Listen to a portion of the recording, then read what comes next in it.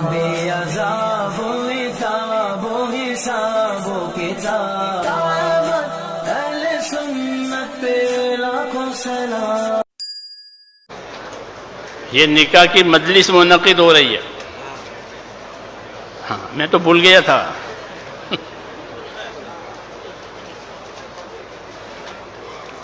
ہمارے دین میں کوئی عمل تہوار نہیں ہے،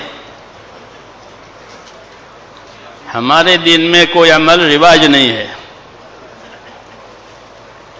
تہواروں سے رواجوں سے یہ دین پاک ہے۔ ہاں یہ دین کہ اللہ کا حکم ہوگا، نبی کا طریقہ ہوگا، اللہ کا حکم ہوگا، نبی کی سنت ہوگی۔ تہوار غیروں میں ہوتے ہیں، رواج غیروں میں ہوتے ہیں، ان کی قوموں کے رواج، ان کی قوموں کے تہوار، ہمارے یہاں کچھ نہیں ہے۔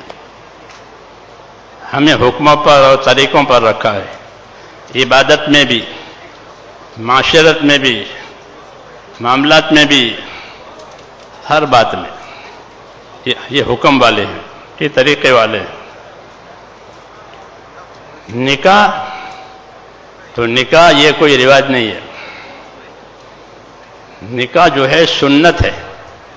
وہ سنت بھی ملت کی سنت ہے، سنت ملت، کیونکہ تمام نبیوں کی شریعت میں یہ نکاح کا عمل رہا ہے، حدیثوں میں ہے۔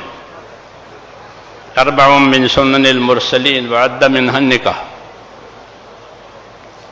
کہ چند چیزیں نبیوں کے طریقوں میں رہی، ان میں سے ایک نکاح بھی ہے۔ آدم علیہ السلام کے زمانے سے چلی ہے یہ سنت، جی ہاں، اس لیے سنت ہے اور بڑی سنت، جی ہاں۔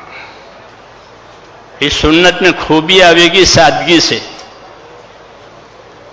سادگی سے، کیونکہ یہ زندگی کی عام ضرورت ہے، ہر آدمی کی اور ہر عورت کی ضرورت ہے۔ جو چیز جتنی زیادہ ضروری ہوتی ہے اللہ اس کو اتنی زیادہ آسان بناتے ہیں تاکہ ان کی ضرورتیں پوری ہو جائیں۔ اس لیے نکاح کو آسان بنایا، نکاح کو مہنگا نہیں بنایا۔ نکاح میں کوئی خرچہ نہیں ہے سوائے مہر دینے کے، مہر دینا فرض ہے، ولیمہ سنت ہے، اپنی طاقت کے مطابق کرو۔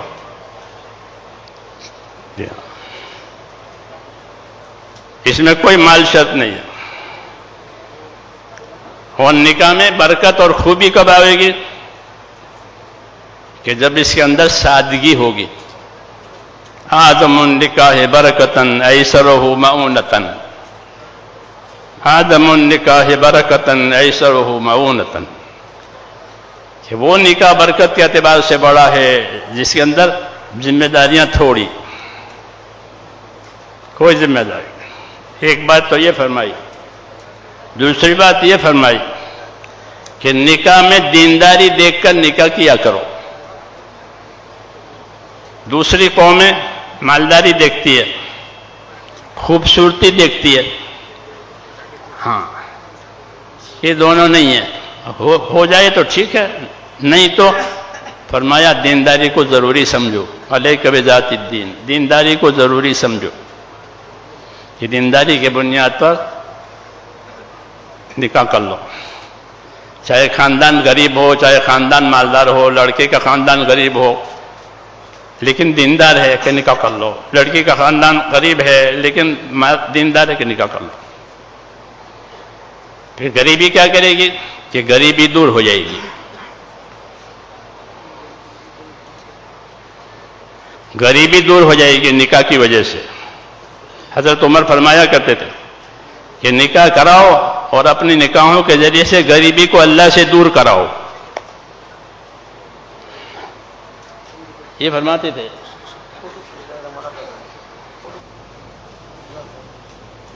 یہ فرماتے تھے حضرت عمر رضی اللہ عنہ کہ نکاح کراؤ، ہاں مردوں کا عورتوں کا، اگر غریب ہیں تو کہ غریبی ان کی نکاح کی وجہ سے دور ہو جائے گی۔ اور فرماتے تھے یہ میں اپنی طرف سے نہیں کہہ سکتا، یہ تو اللہ پاک کہہ رہے ہیں، یہ تو اللہ پاک کہہ رہے ہیں۔ پھر آیت پڑھی وَأَنكِحُوا الْأَيَامَ مِنكُمْ وَالصَّالِحِينَ مِنْ عِبَادِكُمْ وَإِمَائِكُمْ إِنْ يَكُونُوا فُقَرَاءَ يُغْنِيهِمُ اللَّهُ مِنْ فَضْلِهِ، کہ تمہارے مردوں کا، تمہاری عورتوں کا، تمہارے لڑکوں کا، تمہاری لڑکیوں کا نکاح کرا دو۔ اگر یہ فقیر، غریب، تنگ دست ہیں تو مت گھبراؤ، اللہ ان کی غریبی، تنگ دستی اٹھا لے گا، دور کر دے گا، نکاحوں سے غریبی دور ہو جائے گی۔ یہ برکت کی چیز ہے، سنت ہے۔ جب یہ اپنی صحیح بنیادوں پر ہوگا یہ عمل تو اللہ تعالیٰ اس کے اثرات ظاہر کرے۔ اس لیے نکاح کو مسجد میں ہونا مستحب رکھا کہ نکاح مسجد میں کر لو، عبادت ہے، رواج نہیں ہے، تہوار نہیں ہے، ایک عبادت ہے کہ مسجد میں کرو، مسلمانوں کے مجمع میں کرو،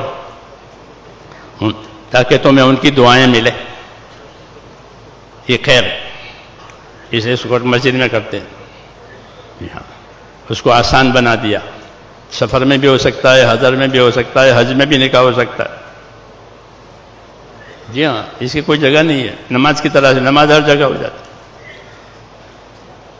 یہ ہر جگہ ہو جائے، کیونکہ ایک سنت ہے، ایک عمل ہے دین کا۔ اس لیے یہ دعوت ہے کہ اس کو سادہ بناؤ، اس میں زیادہ مال مت لگاؤ، اور مالداری کو اس کے بنیاد مت بناؤ، یہ حکم ہے۔ مال زیادہ ہے تو دوسرے جو بھی نکاح ہے ان کا تعاون کرو اپنے مال سے، تاکہ اس کی ضرورت پوری ہو جائے، تو اللہ ان کی بھی مدد کرے گا۔ کیوں کہ جو بندہ اپنے بھائی کی مدد کرے گا خدا اس کی مدد کرے گا، جو بندہ اپنے بھائی کی پریشانی دور کرے گا اللہ اس کی پریشانی دور کرے گا، یہ بتایا گیا ہے۔ ہاں، مال لگانے کے دوسرے راستے بہت ہیں، ہاں کہ جو مال لگاؤ، اللہ تعالیٰ اس کی توفیق عطا فرماوے۔